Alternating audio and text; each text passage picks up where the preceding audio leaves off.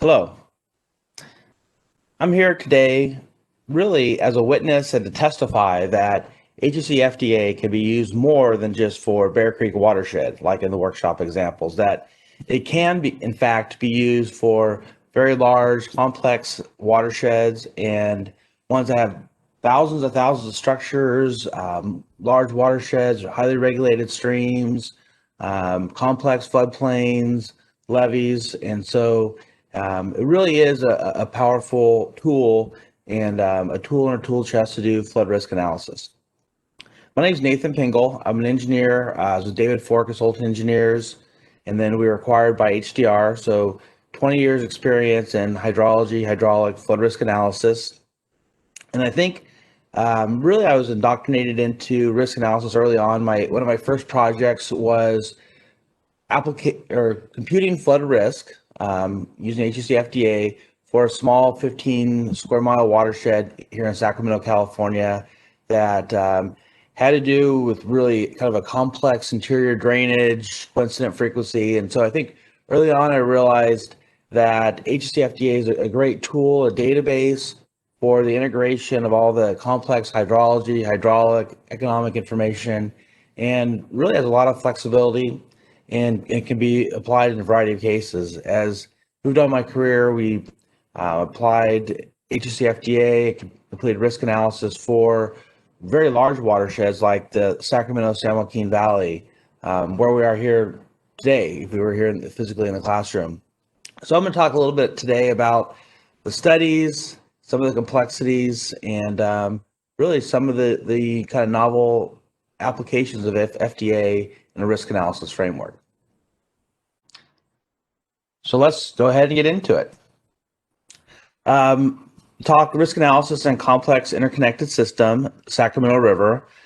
This talk is really a joint production of several different authors and folks that have kind of talked about the Sacramento flood risk analysis over the years as part of this HEC-FDA course.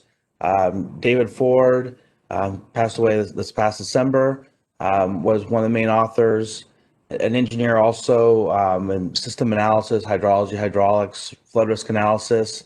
Myself, Nathan Pingle, and Steve Cowden, who we worked with.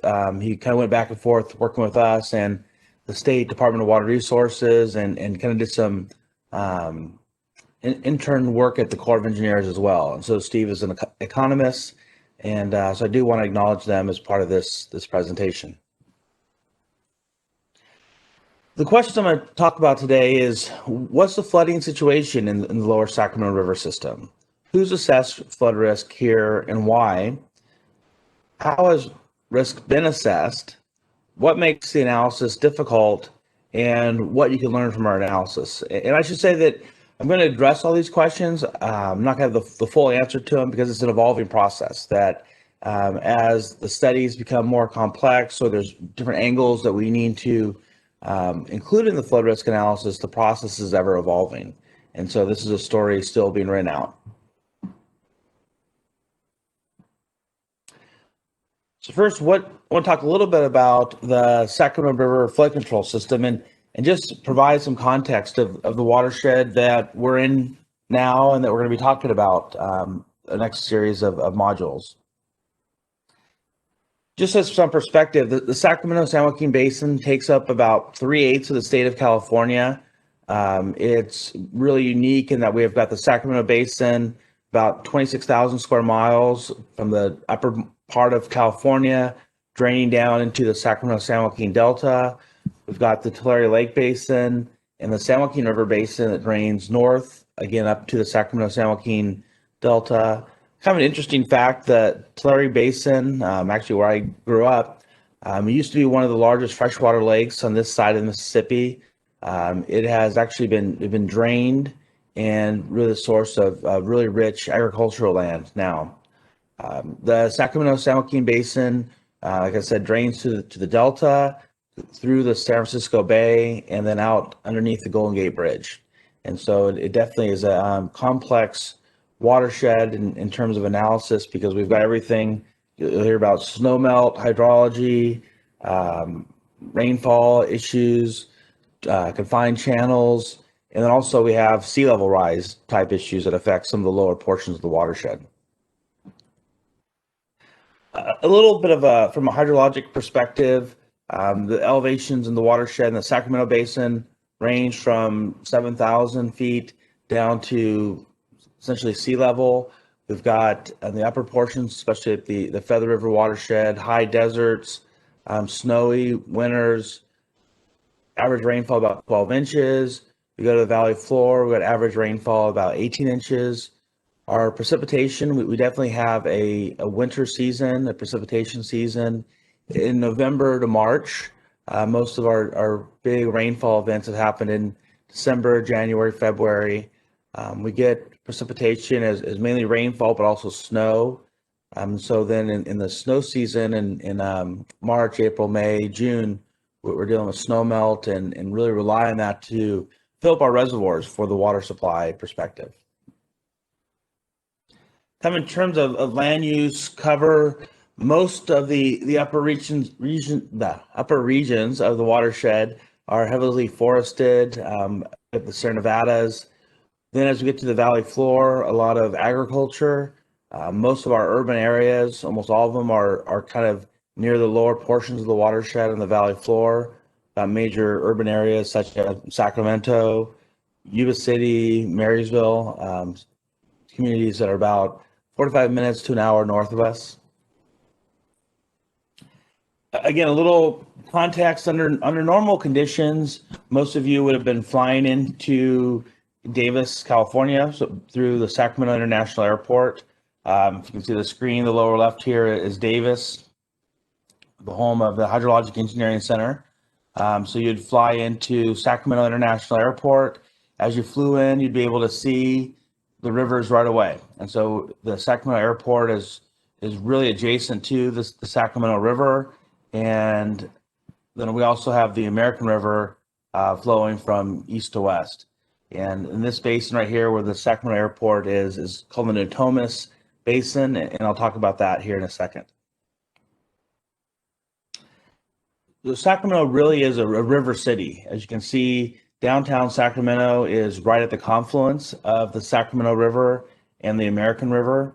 But it's kind of interesting here on this picture, we can see kind of from right to left, the Sacramento River. It's a little bit muddier, larger drainage area, a lot of sediment in the water coming down. And then on the left side of the screen, we can see the American River coming in, flowing from east to west.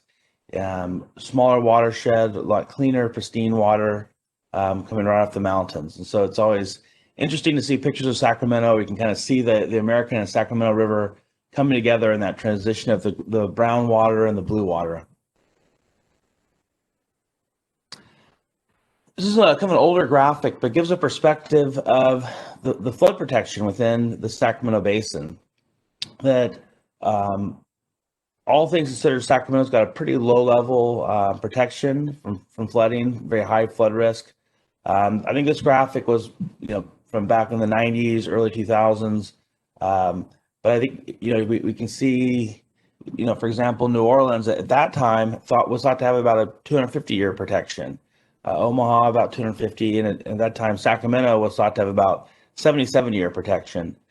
Subsequent to this graph, actually additional information on levee stability was obtained and knowledge gained, and further analysis was shown that this Natomas Basin on the north part of Sacramento, like I mentioned, really didn't have protection against a 30-year event with high reliability. So definite area of high flood risk.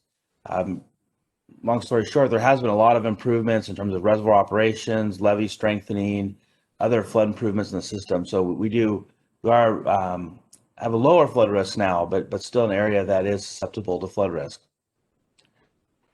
We've had some major flooding. Some of the big recent floods are in 1986, 1997. Both of these involved levee breaks and a lot of damage. In 1986, we had levee breaks up in the Yuba Feather area. It resulted in about $187 million of damage. There's also some issues with Folsom Dam that Sacramento came very close to a pretty devastating flood. Also in 1997, another big regional flood. in both the Sacramento and San Joaquin Basin, about $500 million of flood damage.